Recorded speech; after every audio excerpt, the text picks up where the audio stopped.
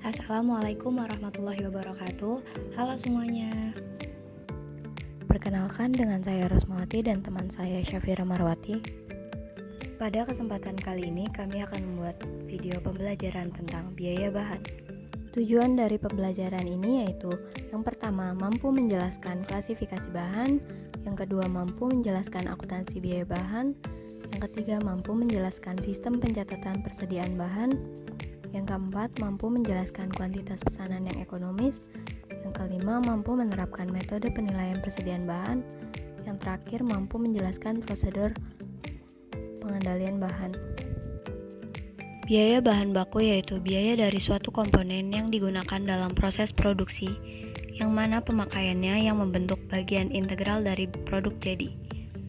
Biaya bahan baku diklasifikasikan menjadi biaya bahan baku langsung, yaitu biaya yang dikeluarkan untuk bahan yang akan menjadi bagian dari barang hasil produksi, dan biaya bahan baku tidak langsung, yaitu biaya dari komponen yang digunakan dalam proses produksi, tetapi nilainya relatif lebih kecil dan tidak dapat ditelusuri dan diidentifikasi secara langsung pada suatu produk.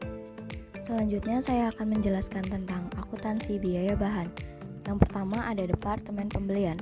Departemen Pembelian bertanggung jawab atas pengadaan bahan yang diperlukan untuk produksi dengan harga murah, kualitas yang baik, dan tersedia tepat waktu. Berikut ini 3 formulir yang umum digunakan dalam transaksi pembelian. Yang pertama ada formulir deskripsi. Dalam permintaan pembelian, permintaan tertulis kepada Departemen Pembelian untuk membeli bahan yang dibutuhkan. Lalu dalam pesanan pembelian, permintaan tertulis kepada pemasok untuk mengirimkan bahan yang dipesan pada tanggal tertentu. Dalam laporan penerimaan, laporan tertulis yang dibuat pada saat bahan yang dipesan diterima yang mencantumkan kuantitas, deskripsi, kondisi pemasok, dan nomor pesanan. Selanjutnya ada formulir pembuat. Dalam permintaan pembelian, dibuat oleh bagian gudang kepada departemen yang membutuhkan. Selanjutnya dalam pesanan pembelian dibuat oleh Departemen Pembelian. Lalu dalam laporan penerimaan dibuat oleh bagian penerima barang. Selanjutnya ada formulir distribusi tembusan. Dalam permintaan pembelian, formulir akan didistribusikan kepada gudang-gudang, bagian penerimaan barang, dan Departemen Pembelian. Lalu dalam pesanan pembelian, formulir akan didistribusikan kepada pemasok-pemasok, Departemen Pembelian, Departemen Akuntansi, bagian utang, dan bagian penerima barang. Lalu dalam laporan penerimaan, formulir akan didistribusikan ke bagian penerima barang-barang, Departemen Pembelian, Departemen Akuntansi, dan bagian utang Departemen Gudang. Selanjutnya ada pemakaian bahan. Kepala departemen yang membutuhkan bahan dapat mengisi formulir permintaan bahan yang mencantumkan nomor pesanan atau departemen yang membutuhkan bahan, nama, dan kuantitas yang diminta. Setelah menerima formulir tersebut, bagian gudang akan mengeluarkan bahan-bahan yang diminta. Selanjutnya saya akan menjelaskan tentang sistem pencatatan persediaan bahan. Yang pertama ada sistem persediaan periodik, yang kedua ada sistem persediaan perpetual. Dalam sistem pencatatan persediaan bahan, kegiatan yang pertama yaitu pembelian bahan. Dalam sistem perpetual jurnalnya yaitu persediaan bahan di debit, kas atau utang dagang di kredit. Dalam sistem periodik, jurnalnya yaitu pembelian bahan di debit, kas atau utang dagang di kredit. Kegiatan selanjutnya yaitu pemakaian bahan. Dalam sistem perpetual jurnalnya yaitu PDP biaya bahan di debit, BOP aktual di debit, dan persediaan bahan di kredit. Dalam sistem periodik tidak ada jurnal. Persediaan bahan langsung dan biaya bahan tidak langsung dicatat pada akhir periode dengan melakukan penyesuaian. Selanjutnya ada kuantitas pesanan yang ekonomis. Kuantitas pesanan yang ekonomis atau economic order quantity adalah jumlah persediaan bahan baku yang harus dipesan pada suatu saat tertentu dengan tujuan untuk mengurangi biaya persediaan bahan baku tahunan. Jika perusahaan melakukan pembelian dalam jumlah besar, maka biaya pemilikan persediaan akan tinggi karena adanya investasi yang besar. Sebaliknya, jika pesanan dilakukan dalam jumlah kecil, maka akan sering terjadi pemesanan, sehingga biaya pemesanan atau ordering cost menjadi tinggi. Oleh karena itu, Jumlah pesanan yang akan dilakukan harus ditentukan dengan memperhitungkan dua faktor, yaitu biaya pemilikan atau penyediaan bahan baku dan biaya perolehan atau pemesanan bahan baku.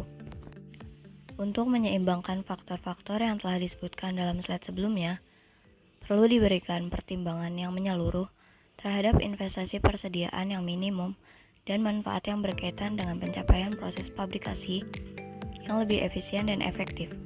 Untuk menghitung kuantitas pesanan ekonomis atau EOQ dapat dilakukan dengan rumus EOQ sama dengan akar 2 kali RU kali CO dibagi CU kali CC.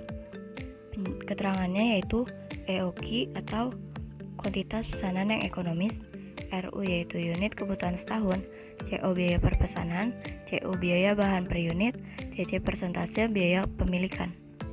Kita akan masuk ke contoh soal. PT Pratama memberikan data kebutuhan bahan sebagai berikut. Estimasi kebutuhan tahun depan 2.400 unit. Biaya bahan tersebut per unitnya Rp0,75. Biaya pemesanan per pesanan yaitu Rp20. Biaya pemilikan persediaan atau persen dari rata-rata investasi persediaan yaitu 20%. Diminta berapa EOQ-nya. Jadi penyelesaiannya yaitu EOQ sama dengan akar 2 kali 2.400 kali Rp20 dibagi Rp0,75 dikali 20% sama dengan akar 96.000 dibagi 0,15 sama dengan akar 640.000. Jadi EOQ-nya yaitu 800 unit.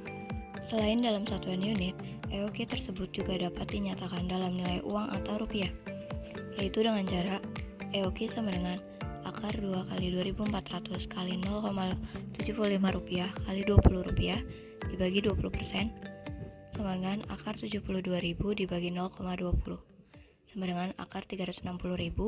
Jadi EOQ-nya Rp600 atau total biaya.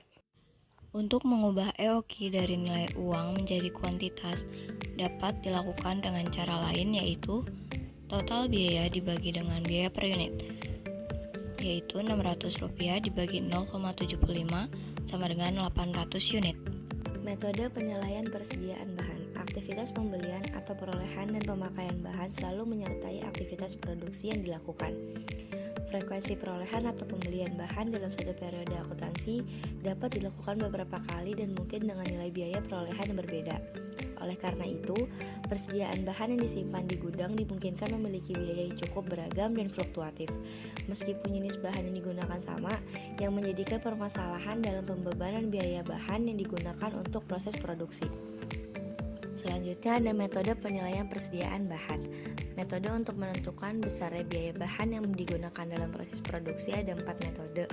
Yang pertama ada metode identifikasi khusus atau Special Identification Method. Yang kedua ada metode rata-rata atau Average Method. Yang ketiga ada metode masuk pertama, keluar pertama atau First in First out atau yang bisa disebut dengan FIFO. Yang keempat ada metode masuk terakhir, keluar pertama atau Last in First out atau yang biasa disebut dengan LIFO. Metode identifikasi khusus. Metode ini merupakan metode penilaian persediaan bahan menggunakan biaya dan jumlah unit bahan yang sesungguhnya atau actual. Metode identifikasi khusus merupakan cara yang paling ideal karena bahan yang dibeli perusahaan diberi label identitas terkait biaya bahan per unit beserta jumlahnya. Sehingga setiap pemakaian bahan untuk proses produksi dapat langsung diketahui besarnya biaya bahan yang digunakan.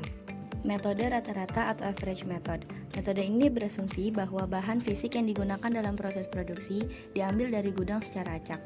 Oleh karena itu, besarnya biaya bahan per unit yang digunakan dalam proses produksi ditentukan dari gabungan atau kombinasi seluruh biaya bahan yang berasal dari saldo awal persediaan bahan dan pembelian bahan. Dengan demikian, untuk menentukan biaya bahan per unit didasarkan pada rata-rata biaya bahan dari total biaya bahan yang ada di gudang. Metode rata-rata menggunakan metode rata-rata tertimbang untuk secara fisik dan metode rata-rata bergerak untuk sistem perpetual. Metode rata-rata atau average method ini dimaksudkan untuk menentukan aliran biaya bahan tanpa harus sesuai dengan aliran fisik bahannya, karena aliran listrik bahan yang mempertimbangkan kondisi fisik bahan tersebut. Metode masuk pertama, keluar pertama atau FIFO, metode masuk terakhir, keluar pertama atau LIFO. Metode FIFO ini berasumsi bahwa bahan yang dibeli pertama kali merupakan bahan yang pertama kali digunakan dalam proses produksi. Dengan demikian, nilai persediaan bahan di akhir periode diasumsikan berasal dari nilai bahan yang dibeli terakhir kali. Lalu ada metode LIFO, ini berasumsi bahwa bahan yang dibeli terakhir kali merupakan bahan yang pertama kali digunakan dalam proses produksi. Dengan demikian, nilai persediaan bahan di akhir periode diasumsikan berasal dari nilai bahan yang dibeli pertama kali. Prosedur pengendalian bahan. Ada 5 prosedur pengendalian bahan yang digunakan untuk menjamin agar biaya persediaan minuman dan kegiatan produksi tidak terganggu karena kehabisan bahan. Yang pertama, order cycling, melakukan pemeriksaan secara periodik terhadap persediaan bahan dan mengadakan pemesanan jika diperlukan. Yang kedua ada min-max method, ditentukan jumlah persediaan minuman supaya tidak kehabisan bahan. Apabila persediaan bahan sudah mencapai jumlah minimum, maka diadakan pemesanan sehingga bahan mencapai jumlah maksimum. Lalu yang ketiga ada to-bin method, yaitu persediaan dibagi dalam 2 tempat dengan jumlah yang sama. Pemesanan dilakukan pada saat persediaan dalam salah satu tempat telah habis ditentukan. Yang keempat, ada automatic order system, yaitu ditentukan terlebih dahulu jumlah kuantitas pemesanan kembali dilakukan pada saat kuantitas persediaan bahan telah mencapai jumlah yang ditentukan. Yang kelima, ada ABC plan. Bahan secara sistematis diklasifikasikan ke dalam 3 golongan berdasarkan besarnya pemakaian bahan selama satu periode. Golongan bahan yang mengakibatkan biaya pemakaian bahan terbesar atau golongan A akan dikendalikan dengan teknik-teknik yang memadai atau misalnya automatic order quantity. Lalu golongan bahan yang mengakibatkan biaya pemakaian bahan terkecil atau golongan C akan dikendalikan dengan teknik-teknik yang sederhana atau min and max metode. Lalu karakteristik pengendalian bahan golongan B, tingkat keketatannya di antara golongan A dan C. Sampai sini dulu video pembelajaran yang dapat kami jelaskan. Sekian dan terima kasih.